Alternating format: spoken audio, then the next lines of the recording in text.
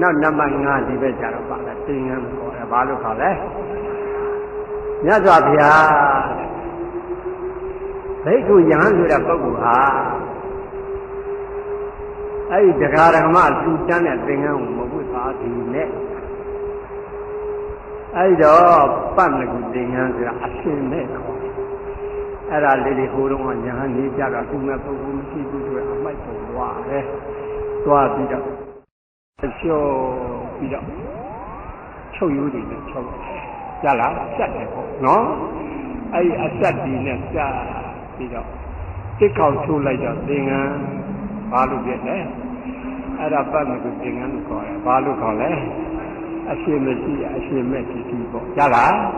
အဲ့ဒါခုကျတော့ဘုန်းကြီးတွေအတုပေါ့ညတို့တရားဓမ္မတွေလူတာကတော့အဆက်ကြီးမတွေ့ဘူးလားဒါအတုခေါ်တယ်ဘိုးတော်ကတော့အစ်ပေါ့ကြလားအဲ့တော့တရားဓမ္မကုသိုလ်လိုချင်လို့လှူလို့ရှိရင်တော့ဝိုးရုံ3000နိုင်တယ်ဒါမှမဟုတ်ချင်းအဲ့ဒီလိုခေါဏကအပ္ပကူသင်္ကန်းဒီလိုတဲ့ကိုယ့်အကူချုပ်ပြီးတော့ဒီလိုတဲ့ဝတ်နိုင်တယ်ဘုရားဘယ်နှမျိုးလဲသဘောပေါက်ရလားအဲ့ဒီဒေဝတာကြီးဘာဖြစ်သွားလဲအဲ့ဒါသံဃာအသင်းခွဲတော့မြည်မြူသွားတယ်ဘယ်ရောက်သွားလဲခုဘယ်ရောက်သွားလဲငရဲကြီးမှာဘယ်ရောက်သွားလဲအဲ့တော့နင်တို့ခဏအရက်ကတက်တော့ဆိုရင်ကြလားနေ့ဆရာဘယ်မှာရှိလဲဒေဝတာငရဲကြီးဘယ်ရှိလဲအဲ့ဒီကိုသွားရုံနဲ့ရှိတယ်ကြလားဘာမလုပ်ဘူးအရက်တက်တော့သွားမှာကြလားဘာမကောင်းဘူးဒီလိုခုဒီတက်တာလောကသူကဘယ်သူမှညာမကြောက်ဘူးအခုစားကြလားဒီတော့အဲ့ဒီတက်တဲ့ကိုပြန်ရှင်းအောင်မယ်အဲ့ဒီတက်တဲ့ဆိုတာနင်တို့တက်တဲ့စားရတယ်ကြောက်အပြစ်ရှိတယ်ဘာဖြစ်လဲ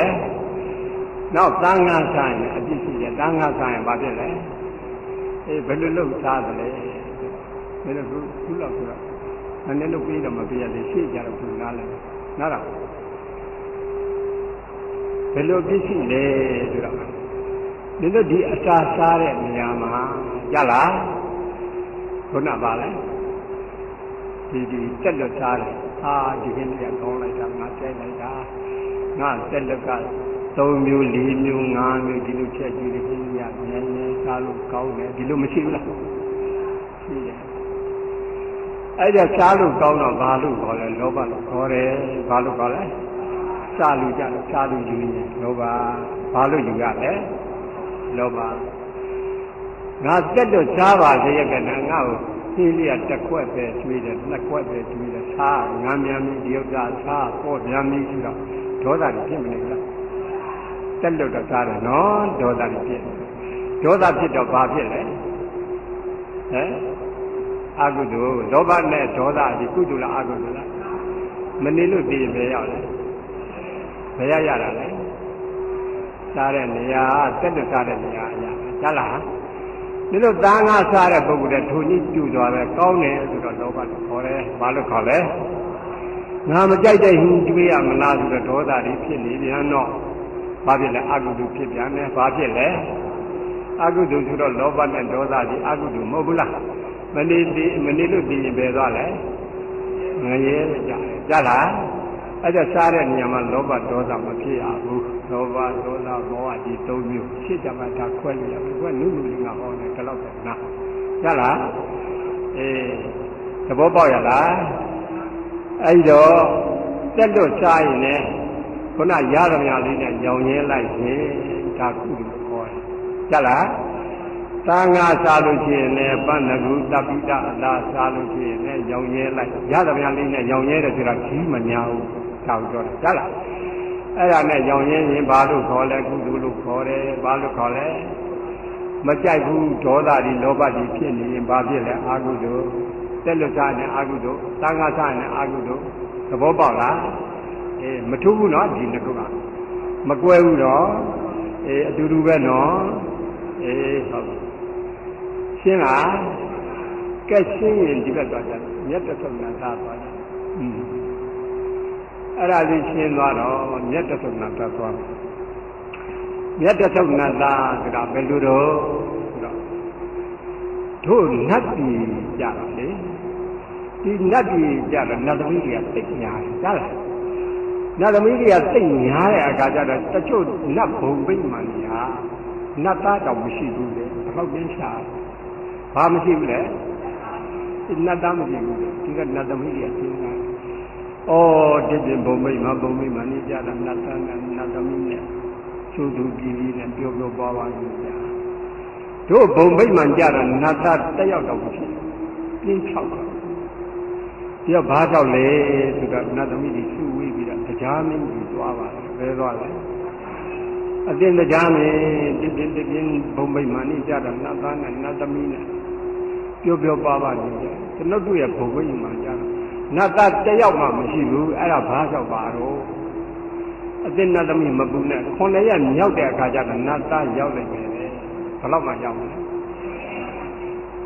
အတင်းတရားမင်းအဲ့ဒီနတ်သားဘယ်ရလာပါတော့လူပြည်ရဘယ်ရလာမလဲဘယ်မှာနေသလဲကျောင်းကြီးကဆေးရကြီးမှနေတယ်ဘယ်မှာနေလဲလူနူကြီးရဲ့ဘာလဲနတ်သားဘလို့ရရှာလဲစဉ်းစားနော်အဲ့တော့မှအဲ့ဒီလူနူကြီးဟာတဲ့9ရက်မြောက်တဲ့အခါကျတော့ဟောဒီကျောင်းဆေးရပေါ်ကမူးပြီးတော့အောက်ကျကမန်ကတနဲ့ငါဒီကျောင်းမှာအိတ်လိုက်ရှားလိုက်ကုသကောက်ဖို့လုပ်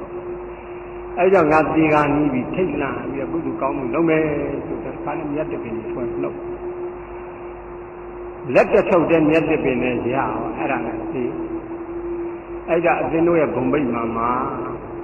နတ်သားလာဖြစ်မယ်ဘာလာဖြစ်မယ်နတ်သမီးပြောသွားအဲ့လာတဲ့အခါညအကလအခါကျတော့လူကြီးချင်းပါလေအယောင်လင်းပြီးဘယ်ဘုံမိတ်မှန်ရဘယ်ပုဂ္ဂိုလ်တော့ကျွန်တော်နတ်သမီးပဲအသိနတ်သမီးဘာသိကြကြီးတာအသိနတ်သားလောင်းကိုလာကြည့်တာလေဟာအသိနတ်သမီးကျုပ်ကဘယ်လိုကောင်းမှုကုသိုလ်မှမရှိပါပဲလေဘယ်လိုလုပ်နတ်သားဖြစ်မှာတော့တရားမင်းကမပူနဲ့တဲ့တရားမင်းက9ရက်မြောက်တဲ့အခါကျတော့ကြောက်တော့မူးပြီးတော့ကြာတယ်။ပရိရတဲ့အခါကျတော့ကမ္မကရမြတ်တပင်းကြီးထွဲလို့တော့လက်တထုတ်ရ။အဲ့ကုသိုလ်ကောင်းမှုကြောင့်အတင်အကျုပ်တို့ရဲ့ဘုံပိတ်မှာနတ်သားလာဖြစ်မယ်လေ။ဘာလာဖြစ်မလဲ။အနည်းရပြောသွား။နတ်သမီးနဲ့နတ်ပြည်တယ်။မနဲ့မိုးတော့လင်းတဲ့အခါကျတော့အဲ့ဒီလူကြီးကခါနဲ့9ရက်9နှစ်မြတ်တပင်းလေးနှုတ်ရှင်းမိုက်တလိုက်ရေးစုကျုံပါညာဆိုတာဒီကြောင်းဆိုတာကြောင်းကဘုရားဆိုတာသူတော်ကောင်းတွေနေတာအဲ့ဒါအလုံးဥပ္ပရရလားအဲ့ဒါ9ရက်တဲ့မြောက်တော့အဲ့လူ9ရက်မြောက်လူကြီးပြည်ကိုနတ်သမီးဆောင်နေလားနတ်သားလာသေးလားအဲ့တော့မှမကြည့်နိုင်ဘူးတရားမင်းပြောတာအတင်းတရားမင်းအဲ့ဒါ9ရက်မြောက်ပြီအချိန်နဲ့ငတ်နေတော့ခုထိနတ်သားမလာပါလားဘယ်အတွက်ပါတော့အတင်းနတ်သမီးလူပြေသွားတာသွားပါဒီလိုပြောတာပြောမှုပါလေဒါကြောင့်မလို့ဒီမြတ်သက်6ရက်ကုသိုလ်ကောင်းမှုကြောင့်အတင်းတို့ရဲ့ဘုံပိတ်မှာနတ်သားလာပြီကိုက9ရက်9နှစ်လီကုသိုလ်ကောင်းမှုတွေလုပ်သွားတဲ့အခါကျတော့အတင်းတို့ရဲ့ဘုံပိတ်မှာကြော်တက်သွားပြီလေနတ်သားပဲရောက်သွားတယ်ကြော်တက်များတာကုသိုလ်ကောင်းမှုရလားကြော်တက်သွားတယ်အဲ့တော့မှနတ်သမီးကလက်တော့ဘုံပြက်တယ်ဆိုတာအဲ့ဒါကိုပြောတွတ်သွားတတိပေးလိုက်တော့ဟုတ်ကဲ့အများကြီးလောက်တာသဘောပေါက်ရလားဟုတ်ပြီသူငါပါဟောလေမျက်သက်ထုတ်တာဘာဟောလဲနောက်ဘာဟောမယ်ပြောသေးတယ်ဟမ်မပြောလား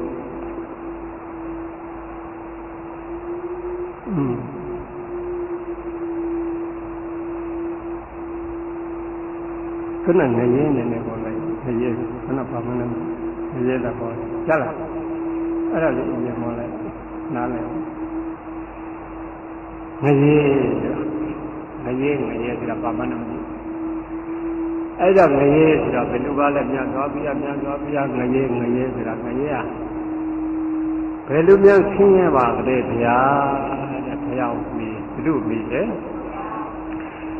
ဒီတော့ငရဲဆင်းရဲပုံယောဂီတွေကိုသိချင်ဟုတ်လား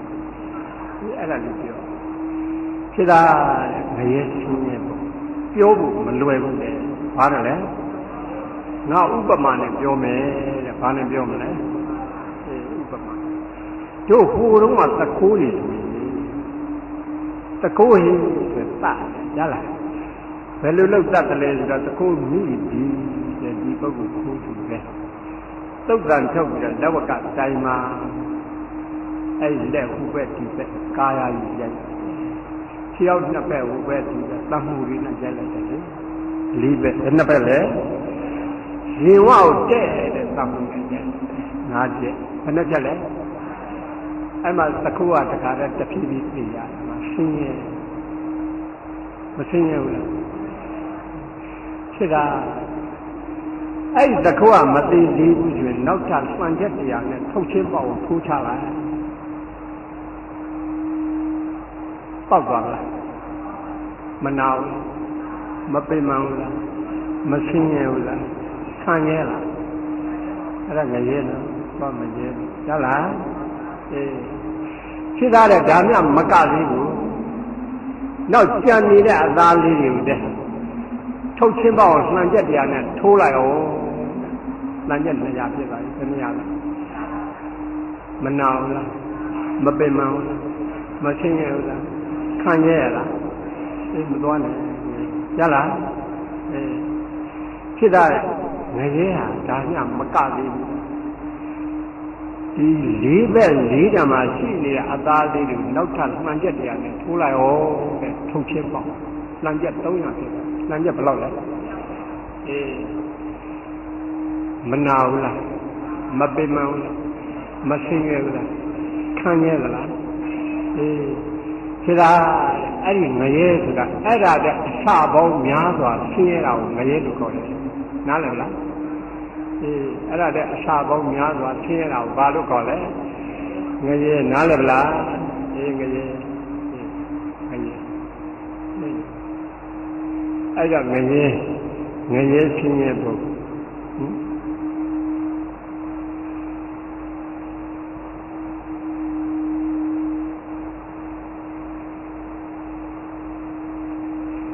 နောက်တစ်ခုဖျားများဖို့ဘာဟောမလဲဖျားများဖို့အဲ့ဒါလေးမှတ်တာဖျားကြီးများပါလေပါတယ်လေနောက်တစ်ခါလဲပြောဖျားများဖို့ဟောပြီးပြီဘာဟောကောင်းကင်ဘုံကဖျားဟောဘာဟောမလဲအေးကောင်းကင်ဘုံကဖျားရလားအေးအဲ့ဖရာကြီးကများပါတယ်ဗါတယ်လေဖရာကြီးကများတယ်ဘယ်လိုများလဲဆိုတော့မြတ်စွာဘုရားတက်တော်တင်ကြရှိခြင်းလားမြတ်စွာဘုရားဒီဒေသစာရေးကြွကြည့်တဲ့အခါကျတော့ဤကုန်းရွာရောက်အဲ့ဤကုန်းသားကြီးကမေးတယ်မြတ်စွာဘုရားဘုရားကြီးကမြတ်တရားမန္တငါတရားမန္တအဲ့ဒါအရှင်ဘုရားဂေါရမဘုရားအရှင်ဘုရားရဲ့အရှင်ဘုရားတရားမှန်တယ်လို့ဒီလိုပြောမှာလားဘယ်သူကမေးလဲသိချာနာနာဒုံနာမေးဂေါရမဘုရားဘာပြောလဲဖြစ်သားတဲ့ဘယ်သူပြောတာမှမယုံနဲ့လေပါတယ်ကတုဘုရားဘယ်လောက်မရှိလဲယူရလားဘယ်သူပြောတာမှမယုံမကောင်းလားအေးဘယ်သူပြောတာမှမယုံဒါမဲ့မြတ်စွာဘုရားဘယ်သူပြောတာမှမယုံနဲ့ဆိုရင်တပြည့်တော်လို့ဒီကုန်းသားတွေကမြတ်စွာဘုရားရဲ့တရားကိုမှားတယ်မှန်တယ်ဆိုတာဘယ်လိုလုပ်ထုတ်ပြမှာတော့ဘုရားဒီလိုထပ်မေးရလားဒီလိုနားလည်အောင်ပြောရင်တော့ဒီကုန်းသားအလုံးဘူးကြိုက်နေတော့ဟုတ်ပြီအဲ့ဒါတရားဆိုတာအလုံးနဲ့သိမှုနည်းအဲ့လောက်နဲ့နေတဲ့တရားကိုမှားတယ်မှန်တယ်ဘယ်လိုလုပ်ပြီးမှာတော့ဒီလိုပြီးတယ်ပေါ့ရလားဒီဘုရားဘာပြောလဲဆိုတော့စေတာမိမိခန္ဓာကိုယ်မှာဓွာရ6ပေါက်ရှိတယ်ဘာရှိလဲဒီလိုခန္ဓာကိုယ်မှာအပေါက်6ပေါက်မရှိဘူးလားစားလို့ဓွာရပေါက်လမ်းပေါက်နော်မျက်လုံးပေါက်နားပေါက်သဘောပေါက်လားအဲ့ဒါကိုချက်တာအဲ့ဒါကိုမေးမိမိခန္ဓာကိုယ်ကပြောရင်ယုံဘယ်သူကပြောရင်ယုံလဲအဲ့ဒါဒီမှတ်တာနော်ခြားလေးရေးတာအဲ့ဒါနောက်အကောက်တဲ့ပေါ့24ရက်ဆိုနေတာဒီပေါ်မှာဘုဒ္ဓချက်ချက်နားလည်းပေါ့ဒီထားလိုက်24 25အဲ့ဒါတော့ဒီကတိတတ်သွားကြတယ် အဲ့တော့တရားတွေကများဘာတွေကများလဲနောက်တစ်ခုပြောတို့တရားဆိုတာဘာနဲ့အလားသဏ္ဍာန်တူလဲဒီတော့ပိုးကောင်လေးတွေမရှိလိုက်ဘူးအဲ့ဒီပိုးကောင်လေးတွေဟာထွက်လာပြီးကြက်ကလေးစားရဲငှက်ကလေးစားရဲကိုဝါစားရဲဒီယာစားရဲအကောင်ဒီအကောင်ကြီးကစားတာမတွေ့ဘူးလားအဲ့ဒါကိုသူများပတ်သက်တဲ့လမ်းဆုံးနေခေါ်ရဘာလမ်းဆုံးလဲအဲ့ဒါဘာကောင်လေးတွေလဲတရိစ္ဆာန်ခေါ်ရဘာကောင်လဲအဲ့ဒီတရိစ္ဆာန်လေးတွေကဗမာလမ်းဆုံးမှာလည်းမေးကြည့်လေဟမ်သူများပါဇက်ထဲမှာလမ်းဆုံးနေနားလည်တယ်နော်ပြည်သူကြကြနာနော်ဘယ်မှာလမ်းဆုံးလဲသူများပါဇက်ထဲမှာလမ်းဆုံးတဲ့ပုဂ္ဂိုလ်ကဘာတယ်လဲဒိဋ္ဌာဘောပေါက်လားအဲ့တော့အဲ့ဒါနားလည်ရင်ကတိပဲသွားကြနောက်ခုနဘာဟောလဲဖျားများပါဘာဟောလဲဖျားများပါဖျားဘယ်လိုလဲဖျားများခုနငါပြောတဲ့စကားလေးပါတယ်ဘယ်သူပြောတာမှမယုံနဲ့နော်ဖျားပြောတာဘာတယ်လဲဘယ်သူပြောတာမှမယုံနဲ့ဒီတော့သူများပြောတာယုံရင်ဘယ်လိုဖြစ်မလဲသဘောပေါက်တယ်နော်မယုံပါဘူးနော်ဘယ်သူပြောတာမှမယုံနဲ့ဘုရားစကားနော်ဘယ်သူစကားလဲ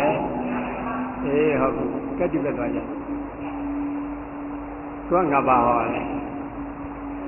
ဘုရားများဘုံဟောကြတယ်ဘုရားများဘုံတိတိကျကျနာဘုရားများဘုံဆိုတာမြန်မာတတ္တမွန်လေးဝကလား60ရှမ်း30တတ္တဆိုတာ9မျိုးရှိတယ်ဗမာကြားလားလူမျိုးတရားနဲ့တစ်ပါးရှိတယ်လူမျိုးဘယ်လောက်ရှိလဲအဲ့တရားနဲ့တစ်ပါးအဲ့လူမျိုးတရားတစ်ပါးမှာတို့ဖျားဆိုတာတကူကြီးဖျားပါတယ်လေဖျားဆိုတာတကူကြီးမြို့ဘယ်လိုလဲဆိုတာတကူဘယ်လိုလုပ်ပြီးပါလဲမင်းတို့လူပြောနေတာလှလူပါပြောလဲဒီနေ့ဒီလောက်နဲ့နားလဲထပ်ပြောဘယ်လိုလုပ်လှတယ်ဆိုတော့မျက်လုံးသမုတ်တရားဆိုတာနားလဲမလဲဘူးဆိုရင်ဥပမာပြကြပါကိုချစ်သူကြည့်လို့ရှိရင်